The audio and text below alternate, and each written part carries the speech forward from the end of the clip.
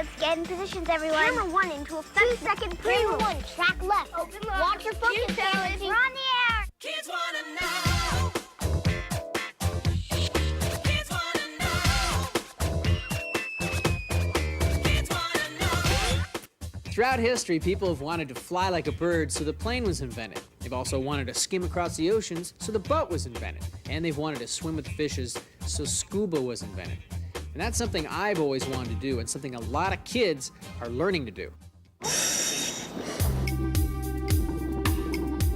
If you want to swim in the seaweed or submerge with a starfish, you have to learn how to scuba dive first. And that starts with a certified dive shop to help us learn the correct and safe way to dive. Enter Al from Pro Aquatics. He's been diving and teaching for years, and he's going to show us step by step how we can become divers. First, there's 5 chapters in their diving textbook. You have to study and answer quizzes. This is probably the most fun part of learning to dive. Well, maybe not. Actually, it's pretty easy stuff to learn, just like in school, and you have a teacher right there to help you. Explain why buoyancy, both on the surface and underwater, is one of the most important skills you can master. Oh! Sounds just like school. I did all of it in 2 weeks, but for the average person, it takes about 2 to 3 months, so you're not rushing through it. After you finish the chapter test, there's a 50-question final. I got a 48, which is pretty good for a TV host, I'm told. Now it's time for videos. No, not Mortal Kombat. Scuba diving. Few activities offer as much adventure and enjoyment. Welcome to the PADI Open Water Diver course. These are diving videos that help you to visualize what you studied after each chapter of the book. From there, we go to the slideshow that explains the important things about scuba, like never diving without a buddy. That's important if you want to have fun and do it safely.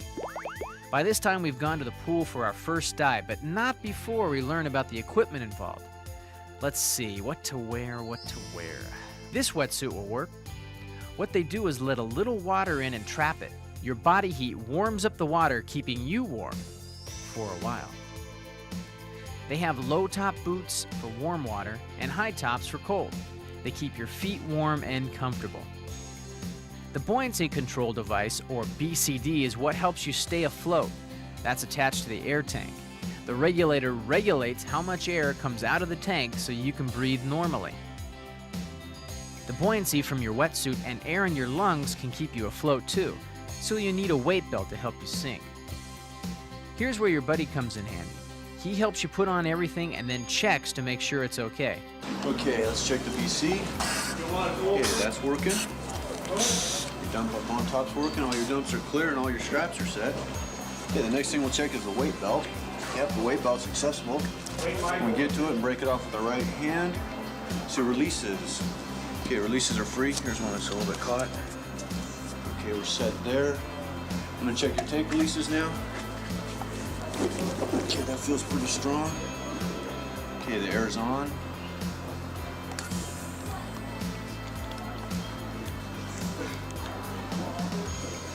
Back a quarter. So that's all set. Let's get your octopus. Check that. Good. Okay, great. Underneath the arm. And the primary. Good. Swing around to you. Okay, on the gauges, we have 2,800 PSI. 2,800. Okay, I'll set your peg for you. Okay, and then I'll secure it here. Okay.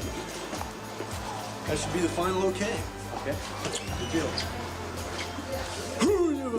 Next, we have snorkels. This is a standard snorkel. You see, it's just a tube. It's a way for us to keep our face in the water and look at the marine life on the bottom without having to raise our head. Which brings us to masks. And what you're looking for in a mask is you want it to fit real tight without having to use a strap. You don't have to use the strap, then that's the mask for you. And then you can shake it just a little bit if you want to. There you go. It doesn't come off, it's a good mask. And this is one of the few times spinning is allowed. It helps to keep your mask from fogging up. Fins can enclose the foot like a shoe, or they can have straps that lock in and tighten. You wear these with boots.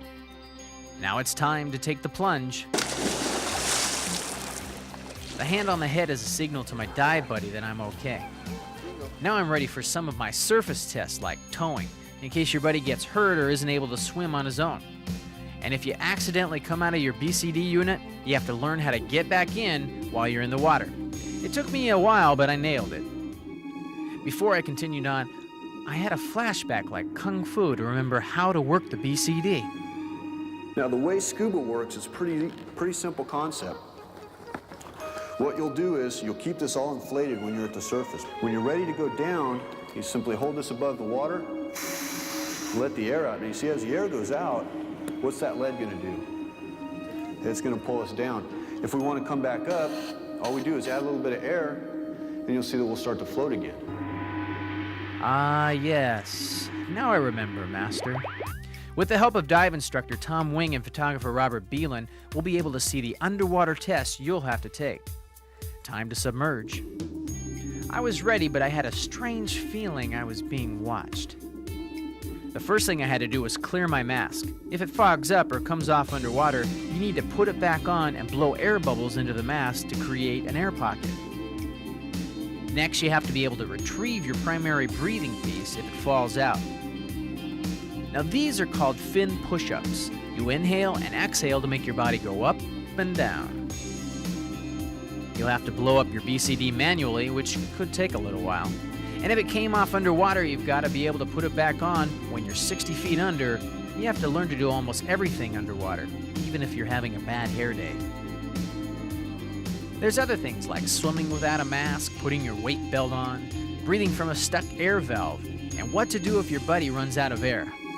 Uh-oh, I feel another Kung Fu flashback coming on. Now this, the yellow one that's super bright colored, this one's for emergencies. Let's say I'm diving and I have the same scuba unit that you have, and all of a sudden I forgot to watch my pressure gauge or something happened, and I run out of air.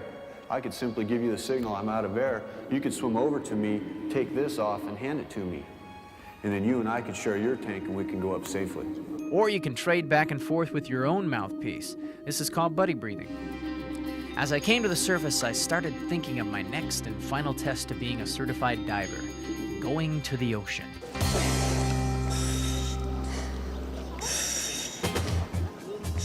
Did you ever want to go underwater and just stay for about a half hour looking at fish? Well, coming up next on Kids Want to Know, we're going to take you underwater scuba diving, so make sure you don't miss it.